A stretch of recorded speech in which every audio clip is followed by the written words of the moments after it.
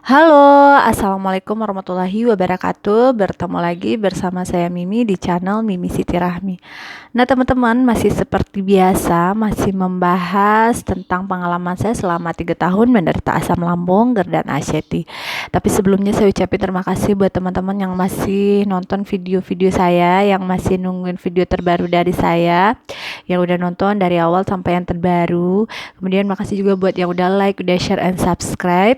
Dan supaya saya lebih semangat lagi untuk bikin video-videonya, supaya channel ini lebih berkembang lagi, saya mohon dukungannya kepada teman-teman untuk like, share, and subscribe channel ini. Dan jangan lupa nyalakan loncengnya untuk notifikasi video terbaru dari saya. Nah, teman-teman, ya, kali ini saya bakal membahas tentang buang air besar penderita GERD dan ACT, karena banyak sekali yang bertanya, ya. Jadi saya nggak bisa jawab di kolom komentar, karena seperti yang pernah saya bilang, ya, kalau saya jawab iya atau tidak aja, nanti takutnya jadi teman-teman jadi panik, ya. Misalnya saya jawab tidak, nanti teman-teman merasakannya, ya. Jadi mikirnya cemas lagi gitu, ya, kenapa si mbaknya nggak merasakan, saya kok merasakan. Jadi mikirnya penyakit apa lagi ini tuh segala macam, ya, teman-teman. Jadi lebih baik saya jelaskan langsung, ya. Jadi supaya kalau ada yang bertanya lagi, ya, tinggal teman-teman tonton video ini. Nah, banyak yang bertanya apa BAB saya apa BAB saya mengalami gangguan gitu, kayak keras atau mencret, atau ada yang bahkan ada yang nanya apa BAB-nya kecil-kecil, Mbak, gitu, ya. Apa BAB-nya berdarah gitu, ya. Nah, jadi bakal saya jawab, ya. Kalau yang saya alamin, ya, saya itu di tahun-tahun pertama itu sama sekali tidak mengalami gangguan BAB, ya. Jadi entah karena saya memang tidak memperhatikan waktu itu, karena saya memang fokusnya di sensasi yang memang betul-betul mengganggu saya, yaitu keliengan, pusing. Jadi ke BAB tidak terlalu diperhatikan, dan kalau diingat-ingat rasanya tidak ada gangguan yang serius gitu, ya, yang kayak pusing keliengan yang begitu mengganggu gitu. Normal-normal aja, ya, teman-teman, ya. Normal-normal aja kayak orang biasa, ya. Mungkin kadangkala ada mencretnya, ada kerasnya gitu. Tapi alhamdulillah tidak sampai berdarah, ya. Jadi keluhannya itu pun tidak setiap hari, ya. Ya, ibaratnya orang normal, ya, teman-teman. Orang yang nggak punya gangguan GERD dan ACT kan kadangkala ada mencret, ada keras, atau kadang nggak buang BAB atau BAB terus, ya. Yang itu, ya, wajar, normal, ya. Tapi di tahun-tahun pas waktu saya mau sembuh, ya, karena waktu itu saya sudah mulai memantangkan makanan. Kemudian waktu itu saya rajin makan buah-buahan, terutama bengkoang, ya, yang mengandung banyak air. Nah, di situ saya mulai sering mencret, ya, teman-teman. Sering mencret itu jangka waktunya setiap hari, hampir setiap hari selama kurang lebih seminggu lebih, ya, teman-teman, ya. Nah, tapi tidak begitu saya khawatirkan juga, karena waktu itu anxiety saya udah mulai hilang, jadi tidak terlalu dipanikin waktu itu. Nah, jadi perlu saya ingatkan lagi, walaupun saya tidak merasakan gejala yang mengganggu di BAB, ya.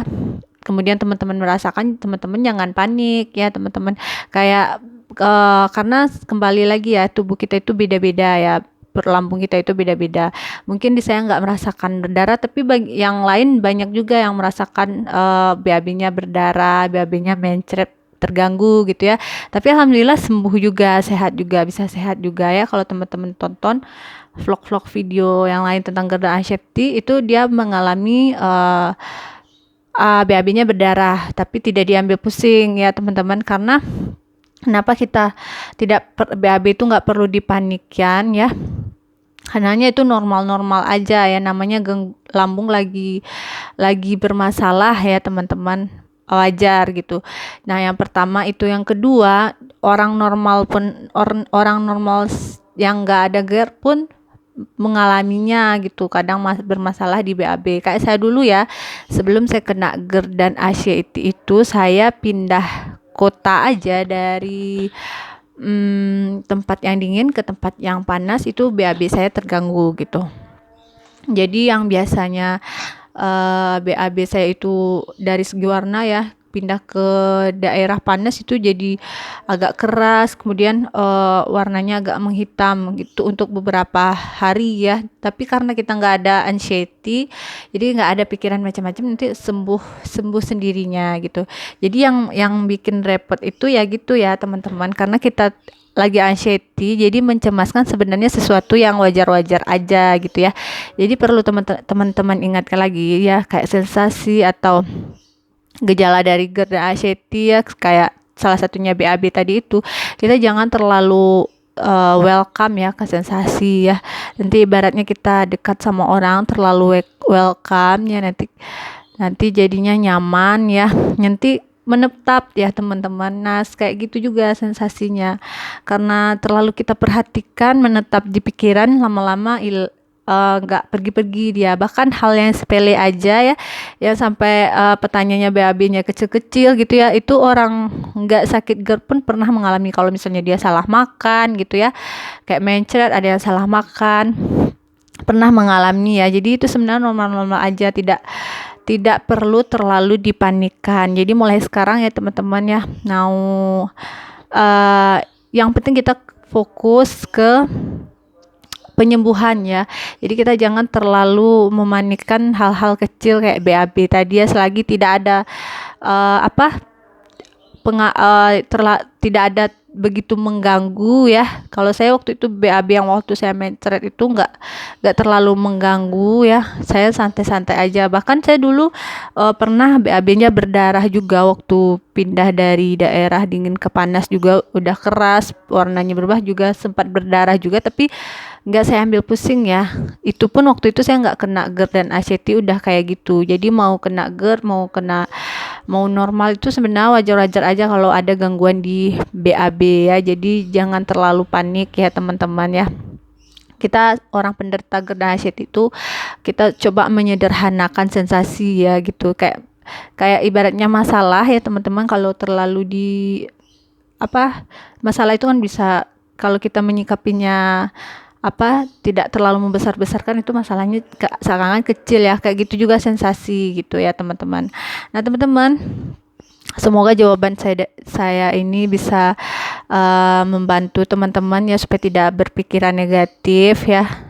Semoga video-video saya ini bisa jadi pelajaran untuk teman-teman ya, bisa teman-teman pahami ya, itu yang paling utama. Kalau teman-teman tidak paham ya, karena banyak sekali yang saya temukan ya, kadang mereka nggak paham dengan apa maksud dari video yang saya bikin itu ya, malah kadang bertanya yang sedang saya jelaskan ya. Jadi selagi tidak paham apa maksudnya itu ya, mungkin bakal susah sembuh ya. Semoga cepat diberi hidayah supaya bisa lebih cepat memahami apa maksud dari video-video dari GERD dan anxiety itu ya. Intinya itu sebenarnya merubah pola pikir kita ya teman-teman. Kalau pola pikir kita diubah, dihilangkan negatif thinking semua itu, nah nanti insya Allah lambung pun akan ikut ya, disertai tentunya dengan mengatur pola makan dan pola hidup sehat ya teman-teman. Nah kira-kira seperti itu ya. Semoga jawaban ini bisa membantu teman-teman ya untuk menghilangkan kecemasannya. Nah, terima kasih buat teman-teman yang udah nonton.